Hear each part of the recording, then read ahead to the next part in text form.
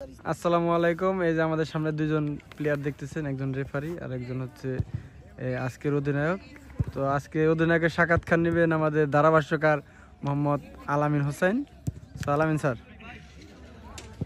এই যে আজকে এত বড় একটা ম্যাচ, চরবদ্দূষণ স্পোর্টিং ক্লাব বনাম আগাতিচা স্পোর্টিং ক্লাব, এই ম্যাচে গুরুত্বপূর্ণ দায়িত্ব দেওয়া হয়েছে আপনাকে।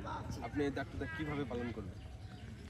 দলকে কিভাবে জিতাতে চাইবেন? চরবদ্দূষণ স্পোর্টিং ক্লাব বরাবরই একটা ভালো টিম, ঠিক আছে।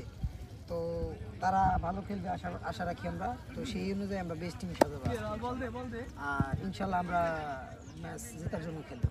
আপনি আপনার একাদশ কি এখন ঘোষণা করতে চান? না, আমার একাদশ আমি একটু পরে ঘোষণা করব। তাদের সাথে কিছু ইন্ট্রোডিউসের পর্ব আছে, তারপরে আমি আমার একাদশ নিয়ে মাঠে নামবো। যেহেতু আজকে বাতেন ভাই নাই, তাই আপনার কাজে অনেক দায়িত্ব করবে। ক্যাপ্টেন্সির ব্যাচ যেহেতু আপনি পড়েছেন, তো পুরো ম্যাচটা কিভাবে কন্ট্রোল করবে? আসলে পুরো ম্যাচ কন্ট্রোল করার জন্য একমাত্র ক্যাপ্টেনই যে সব ভূমিকা পালন করবে সেটা কিন্তু তা না। এখানে অনেক অভিজ্ঞ প্লেয়ার আছে, যেমন আমাদের লিমন ভাই আছে, সিনিয়র এবং অভিজ্ঞ। সে আমাদের সার্বিক সহযোগিতা থাকবে। আমি চেষ্টা করবো ইনশাল্লাহ যে কীভাবে ম্যাচটা আমাদের নিজের করে নেওয়া যায়। ওকে, ধন্যবাদ ভাই, শুভকামনা আপনার জন্য।